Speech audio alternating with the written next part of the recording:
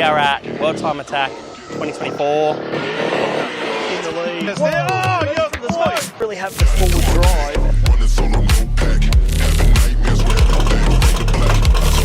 We are in the Hulk 180. I'd like to thank the sponsors. We have Extreme Clutches, we have Shockworks, got Tritech Oils, we have Racer Industries, Cool Drive, BSC Performance, Thrash King Shop, Wolfchester as well. Thank you, Wolfchester. Without those guys, the car would not be here. So you will see why. So 2 weeks ago, I was being silly. I rotted the car, like massive damage. Oh no! So in the space of 4 days, we got the car back over from Tasmania because I blew it up in Tassie. New engine built, put together, put in the car, tuned, and the rest of the car set up and done. So we did it all in like 4 days.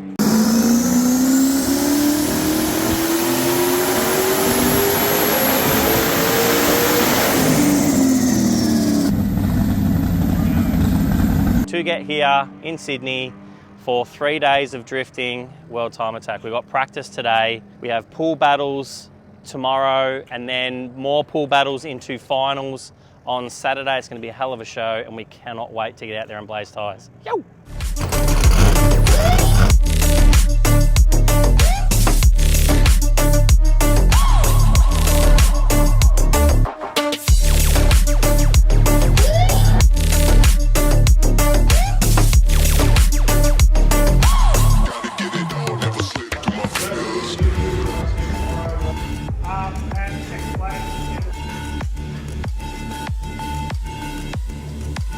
What do we call this? Elite spotter work here, Bart. What are you doing? So every driver, I time them to see speed, how quick they are, how gripped up their cars are, and I see line to know how they drive. Wait, actually, I don't know if we're supposed to be filming this. Are we filming our own secrets? No, no secrets. Every spotter does it. Any good spotter will sit there with a pad and a pen and they'll write down drivers' names, where they do things different to other people so you can tell your driver what they do, where and how. Okay. So he's got all the information he needs to get as close as he can. Last year, so for instance, down there where those cones are, where they're putting those cones. Yep, there. In the driver's briefing, they explain that they want you 500 to a metre off of those cones. Yeah. Accelerate from the start line to round 4th gear. Chase to be in the nose to tail position, ready for a weight shift, clutch kick and power initiation. Lead is to initiate at the cone on the right side of the track and transition to the left side, first outside zone. Chase can initiate at the start of the first outer zone to maintain proximity. Your rear bar needs to be out to the line but not over it, and full power to fill the zone. Chase drivers to drop onto the door and not be forward of the A-pillar. We'll be looking for snappy transitions to the mid-track deceleration zone through turn 2, missing the inner ripple with your car sitting in the middle of the track, and quickly back onto the power to push wide and into that outer zone past the hump. Note here, you will be heavily deducted for wheels off, so it's better to be a little bit inside than a little bit too far outside. From here, it should be essentially full noise, aiming through the little gap back onto the main circuit and set up for the last corner. With the nose of your car on the midline of the corner, again, wheel drops in this area will be heavily deducted when you're crossing the line. We'd really like to thank the Australian Drift Club for helping us set up all of this video. So there's Bogga!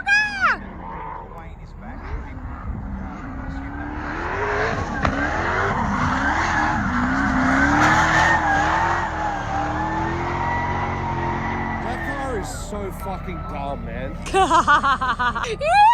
that, £10 you reckon? Yeah, £10.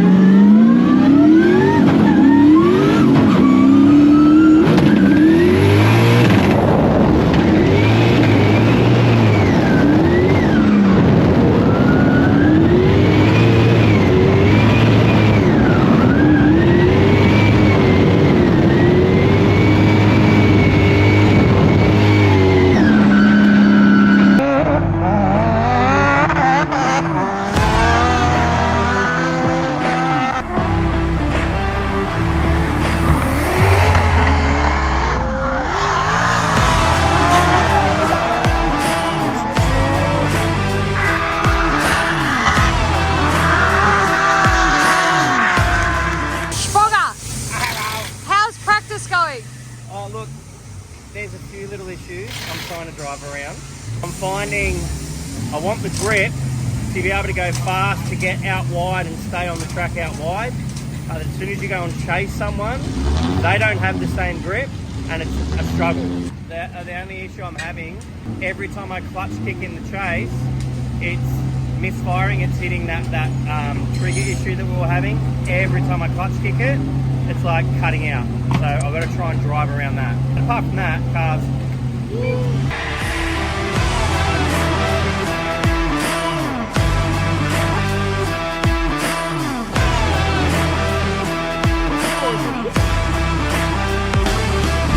Look at the boys. How fucking good was that? Like, that's what I needed. I needed it too. I'm like, I feel really fresh now. You know what? You probably need one more thing. Go upstairs, have 5 minutes to yourself. The boys went and got facials and haircuts. They're looking so fresh while us girls are just... I didn't even do my full makeup today. Us girls, all the three. Yeah. Bogga got a facial. We'll insert picture right here. Yeah. Eddie got a haircut too. Look at that sexy man. Just trying to see the car barcodes on your Ross bonds. I just looked at mine, mate, and it says legend. Legendary. Fuck me. So my steering bolt is hitting the starter motor. So that's why I was getting really bad bind in the steering last night. So it doesn't self-correct. So when you're drifting and you go to throw it, it's like, yeah, and the steering wheel stops and you've got to fight it. So it makes you do potatoes. And the boys are going to grind it? Yeah, The boys are going to grind together? We're going to grind. Okay, the boys are grinding. We're grinding. Come back later to see the results.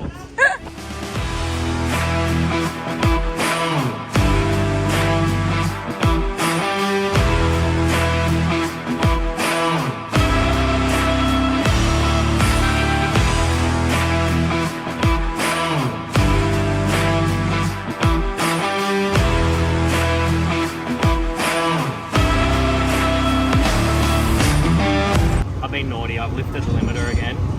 Not as much as before, so I've got it set at 8.5 grand now. But we had a look at the trigger errors and there was like over 400 trigger errors. The issue that I'm having where it's hitting the cut and it's cutting spark and timing, like every time I do a clutch kick, so that's errored 400 times since we've been here. And the maximum RPM it saw was 15,800 RPM, but it's not real, it's just that's the trigger error. Yeah. And that's why it's hitting a cut. So I could be at 4,000 RPM and go do a clutch kick and the trigger errors and thinks it's doing 16,000 revs and cuts the ECU. And then we got Link coming, but I think Link here, plugged in. They just did it. We just did it. The team that making it all happen. And Eddie's butt.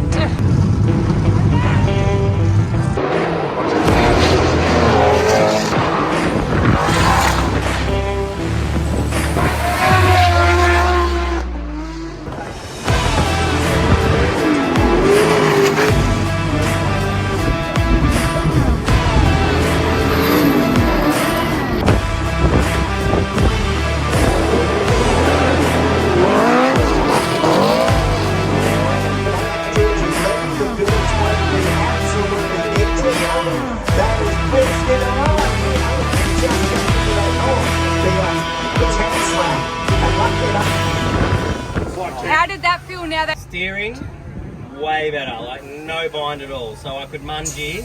I just wanted practicing mungieing the straight to see if it bound and it didn't at all. It was way too grippy out there though. But did you chuck something else on? Yeah, we chucked a different tyre on to test and it was like, and with the heat, like the temperature of the track, I didn't want to break anything. So I just wanted to make sure the steering felt good. I didn't hit any cuts, so we're on. We're just discussing how the battle pools work. Yep. So I love battle pools because you get way more driving. So it's not just like a knockout top 32, you go on, see you later. We get 5 battles and you get points for win, draw, 0 for a loss. At the end of your 5 battles, the total's tallied up and then that's how you get your top 8 drivers. So the top 8 drivers with the most points get through to the top 8. How many drivers are there? 24. 4. Do you know who you're going up against? You can't... I don't know, he's one of the... Yoshio factory car. I'll put the list next to your face. Oh, yes. Yes. So I'm going against him, Those guys. okay? Yeah. And he's really, really fast. So Alright. we're just discussing car setup Yeah. to drive with a really fast car. Absolutely. Absolute rocket off the line. Now where's Sean gone? Now that's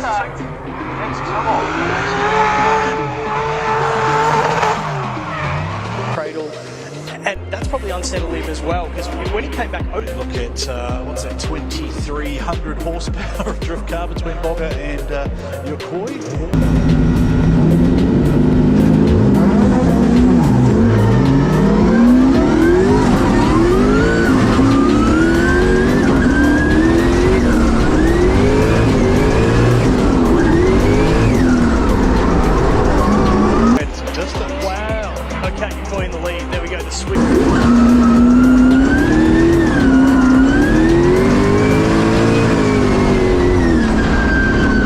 All looking pretty reasonable. Over the bump, Bogga's gone real deep, nearly to the outside. Koi looking really good mid-track. Koi has a little bit of a waiver there.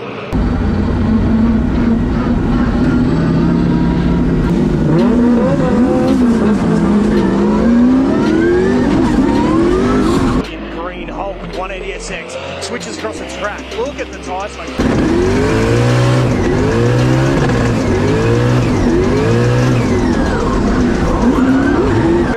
There he is. There. Oh, your boy. He committed and he got super deep and he's fired 2 wheels off the track. Whoa. Wowee. All right, well. Accelerated to try and close up the gap, and then he's found himself in the wrong position. Yes. And he's almost there.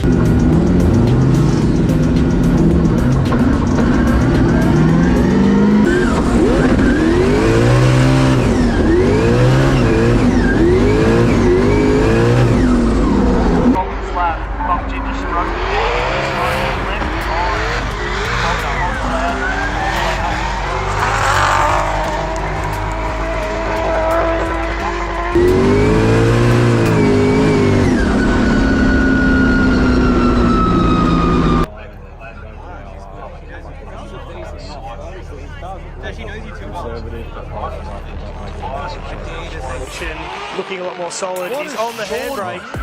Oh, contact. Daigo's grabbed the handbrake a little bit to steady the car. Sean's too close though. Absolutely. Matty Hill in the lead position this time. Mike closing up on him on transition. He's just had to back out of it. He's got Matty Hill's got an issue. Nah, there was contact there.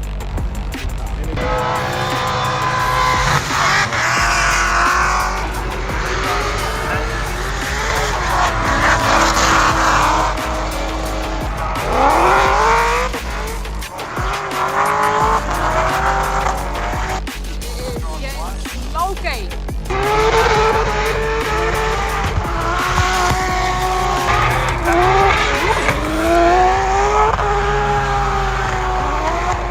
Two crazy machines. And it's just straightened up, and Grossi's just missed him. Did he hit it? Olive Cromer and O'Grady. Bogga in the lead. Down the mid-track line. Jared chasing him down. Jared's gone really wide. He's gone really wide. He's skittled some cones in the background. He's just overcooked it coming into the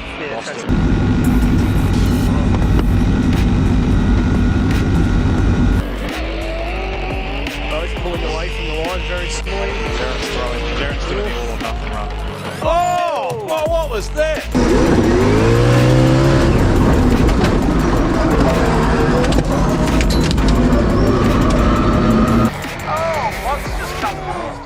You've been seeing recently, I think, from like they sort of talked about it a little bit with the supercars, right? Bogga's really on too much. Bogga's fired 2 wheels. No, that's completely. Yeah, we've broken lots of stuff. So, going over the ripple, monstrous ripple, it destroyed my front rim, it destroyed my back rim, and the gearbox pretty much 50-50 ground the ripple for a little bit, and I felt a massive vibration. We're pulling the gearbox out now to see if we've broken the engine or bent a crankshaft or what, we're not sure. The track is so hectic fast and it takes so much commitment that you make, in a chase driver, if you even hesitate for a split second or pull the handbrake for like a tiny second, the car's going to have gapped you by like 6 car lengths. It might not look like that on videos, but it is so hard to chase that fast and gripped up. So that's probably why there's so much carnage. And the smoke, like when you're sitting on the start line, you can't even see the first corner. Even still now, and hasn't been driving for probably an hour, you still can't see. So the smoke visibility is a bit shitty as well, but you can sort of get around that. Anyway, watch the carnage, enjoy it, and hopefully we don't have a broken engine again. Yeah, I know. She's Catch us, Counts. Catch us. Woo! Is that a brand new crane? Yeah, that's I was looking for. Yeah, have a look at it. It's got a ring right around it. That looks pretty gacked up here. Hey, boys! Hey, what's your name? Tony! He got himself more than he got our car. Drag him. Fuck, where's the boat shit?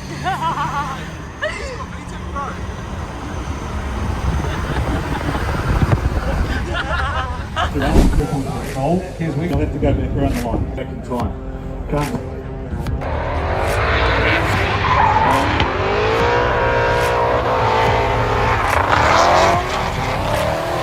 Those cones, so he was too deep into that zone. Rob Search doesn't make comment. Drift Tours team Zoo. Whoa! We're back where we were last night. Oh, well, I'm going to not hit you once. I'm going to hit you.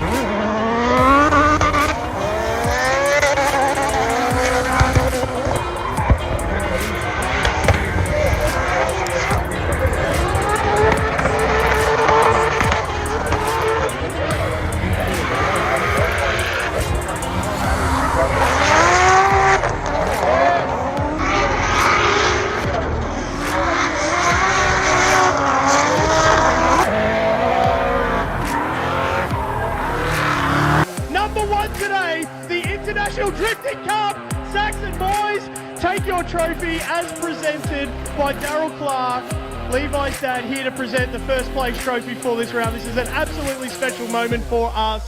One more round of applause. Yeah, spray some champagne.